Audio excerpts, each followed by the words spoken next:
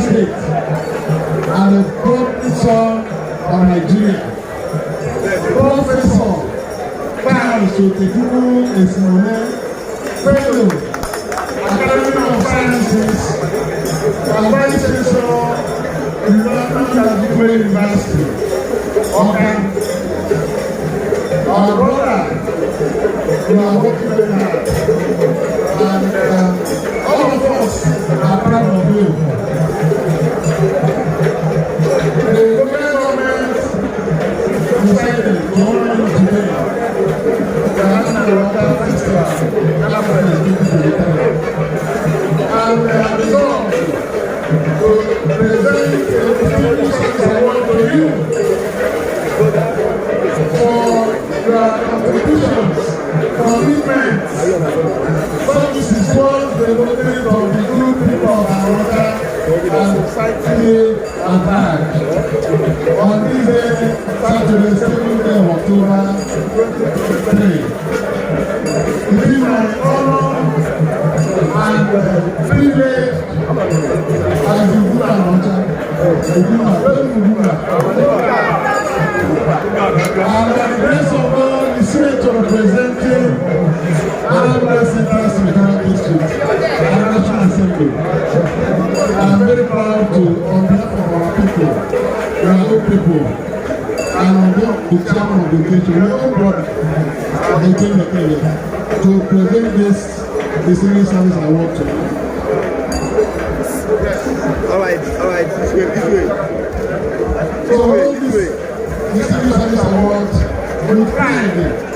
They said that the president will not honor except among his own brethren. But we are brethren are honoring you. So with this, you will continue to shine. When you finish as the Vice Chancellor of the Unity, we shall hear your name again somewhere high up in Nigeria. We are praying for you in Jesus' name. Amen. I am the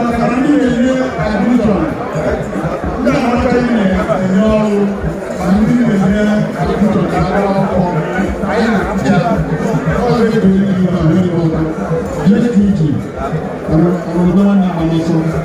I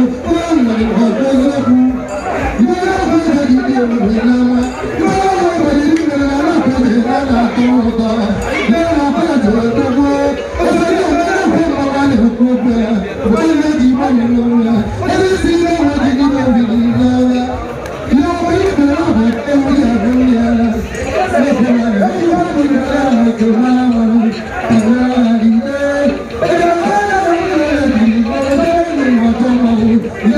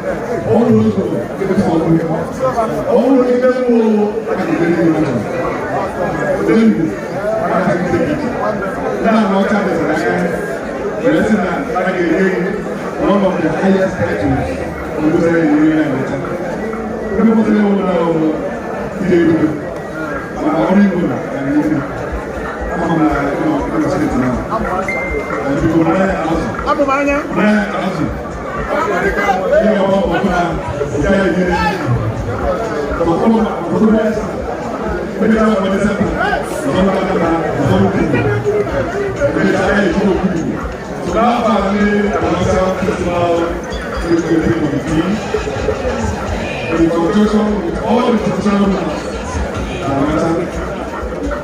You, Senator Chief Sabito Way, is hereby today, 7th day of October 2023, conferred the membership of Atlanta Hall of Fame.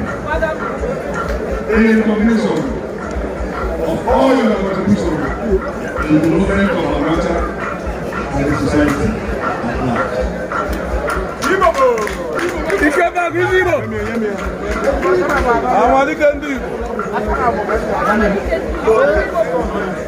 Jagabashi Kavi. Another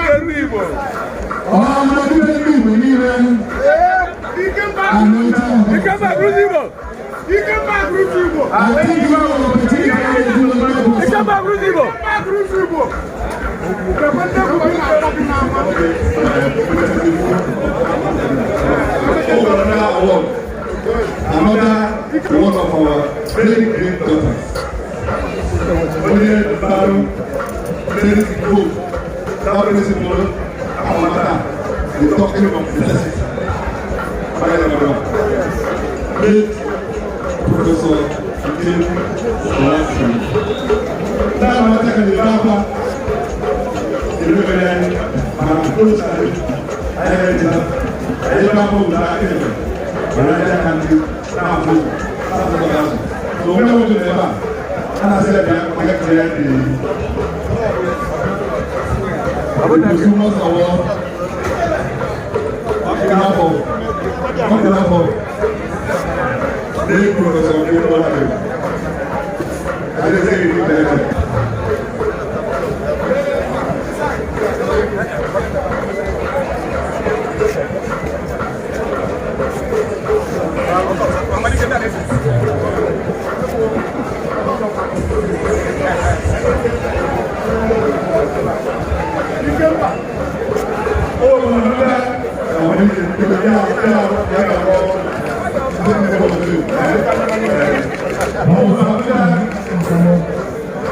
Very little to open about more than 30 kilometers, and I hope will be good. Over so many I'm supporting my family, and I'm a chance. Let Chief Anthony Duque, Holy Mass. Let us have another posthumous award and the membership of the Atlanta Hall of Fame.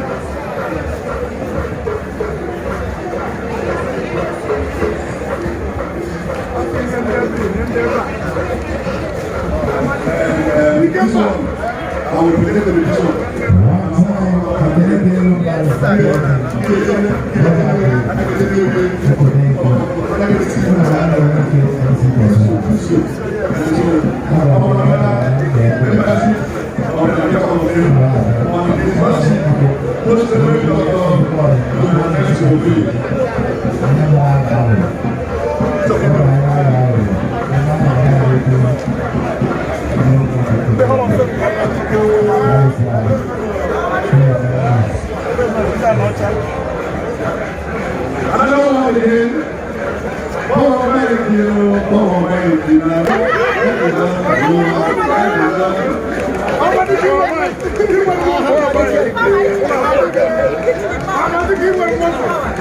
This one also is to another posthumous award on late Chief Michael Sabala.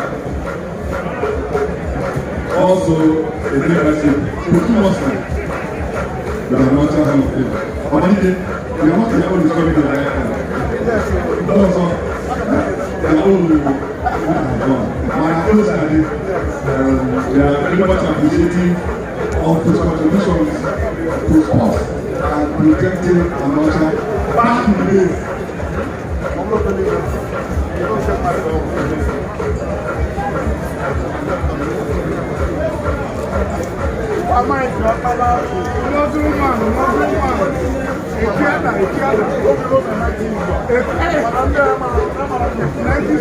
Another one,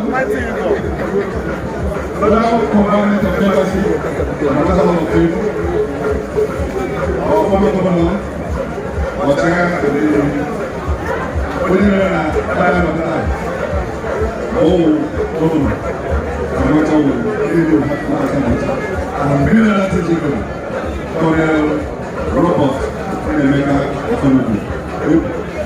Membership of the Amateur Hall of Fame.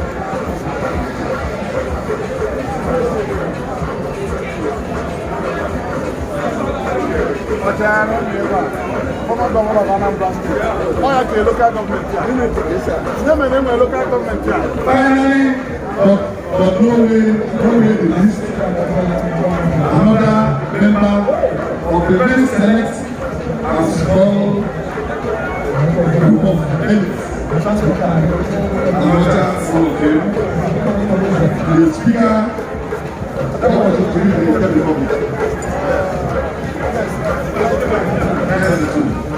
Honorable Barrister Abu Madewe for his contributions for the protections not to America but to Nigeria in general. That matter, we are grateful. That is why today we are remembering that we say freedom.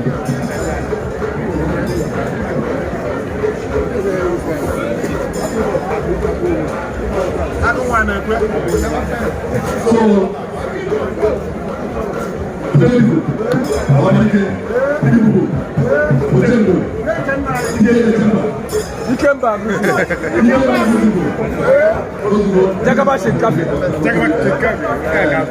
so I expect you make it on all this you have received today.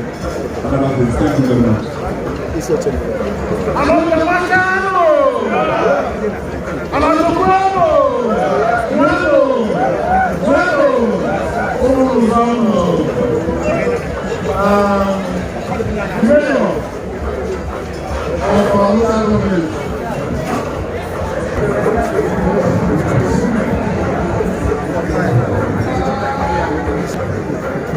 As I said, I'm beginning this membership of this select group with no particular order.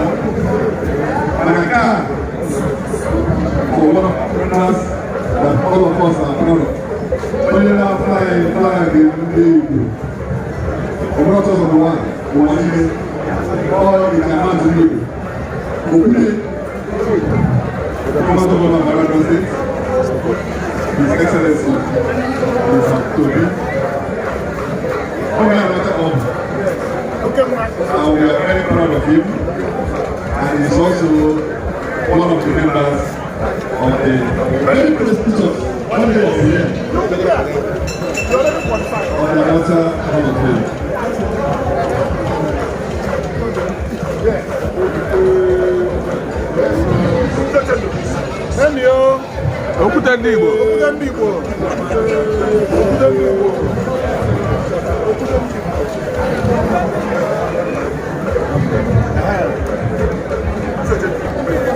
One of our brothers, we are very proud of.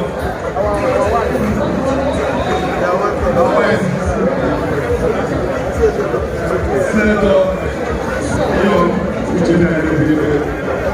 also being conferred the membership of the Amateur Hall of Fame.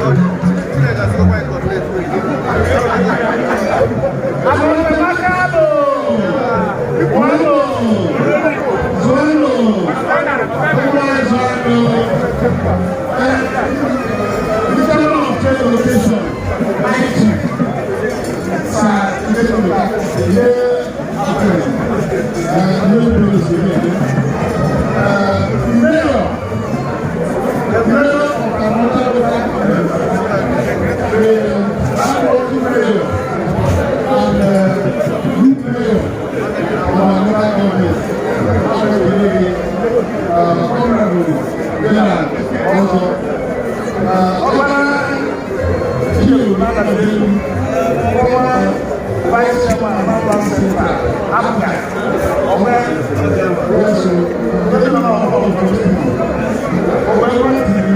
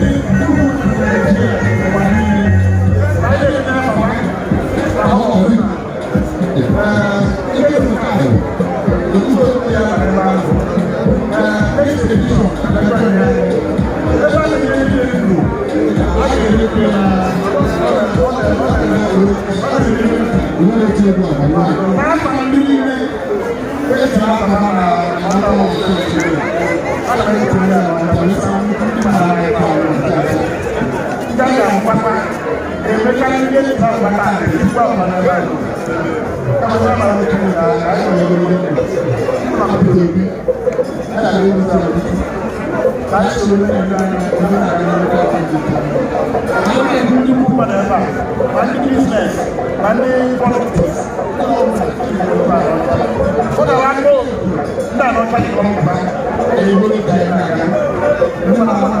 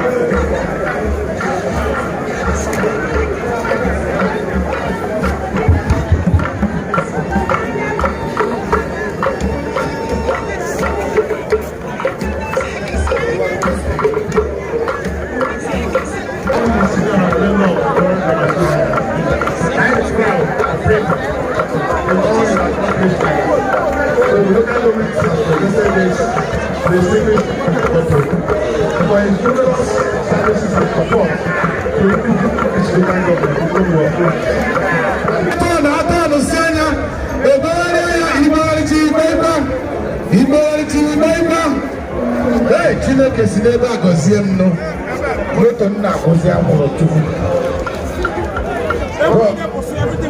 Onye ọbụla na-eji egwu kwụsị egwu. Egwu ọbụla kwụsị.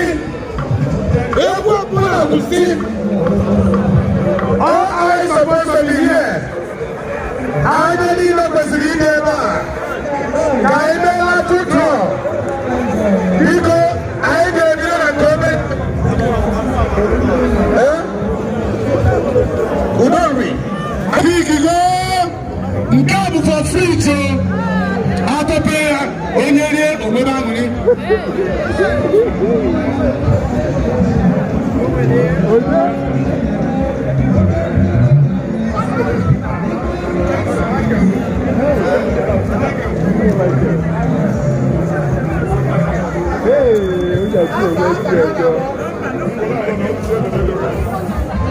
Michael Adaziani. How does it look? Where is it? Okay, how does it look?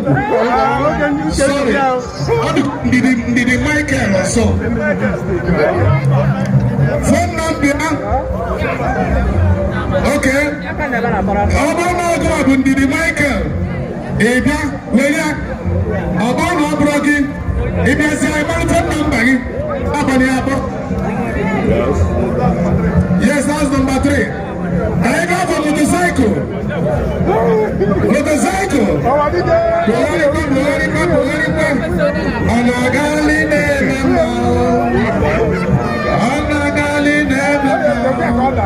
Onye nwere okpukpe ga-adị mma. Onye nwere ga-adị ọcha. O wete. Ọgọdị aka. Ọgọdị ndị Igbo. Hey, Jesus. Ọgọ nwanyị. Ọsịna nna tụrụ chi na-enye okpolo.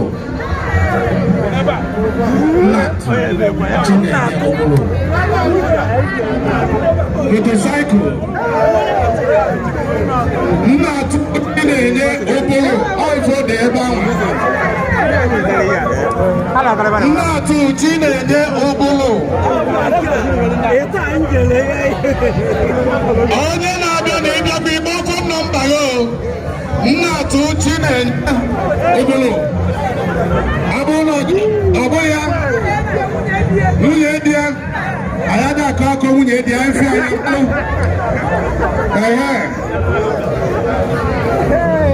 anyị ejee na moto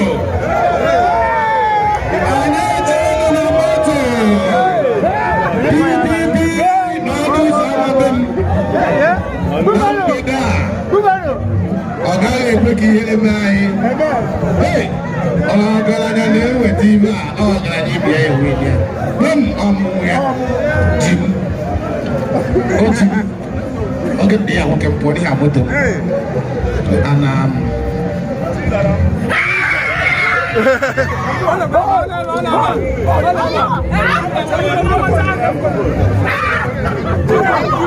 Chizaram you from Uri. Wait, don't come close. Don't come close. Chizaram you from Uri.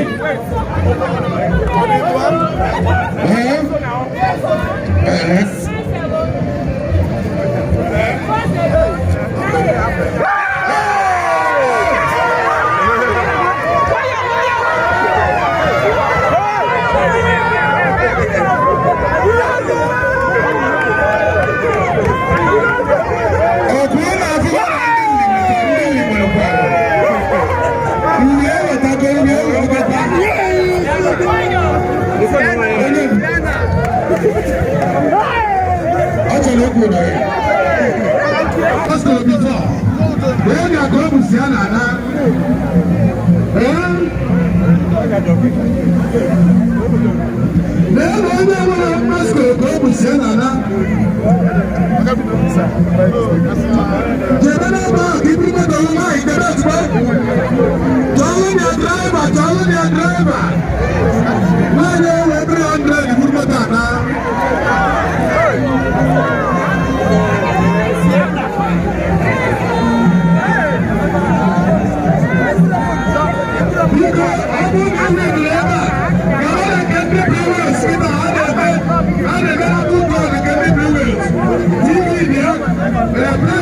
Rice, everything, fish,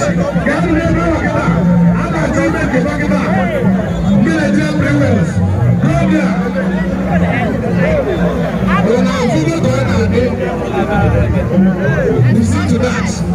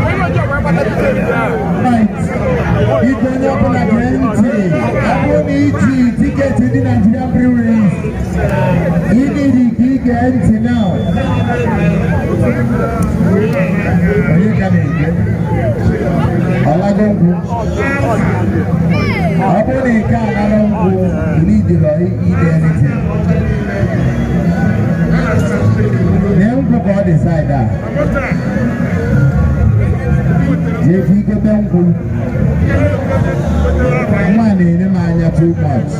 I'm not going to make out already. awa ka m gwa gị mụ na nwunye mmadụ enwekwe mmekọ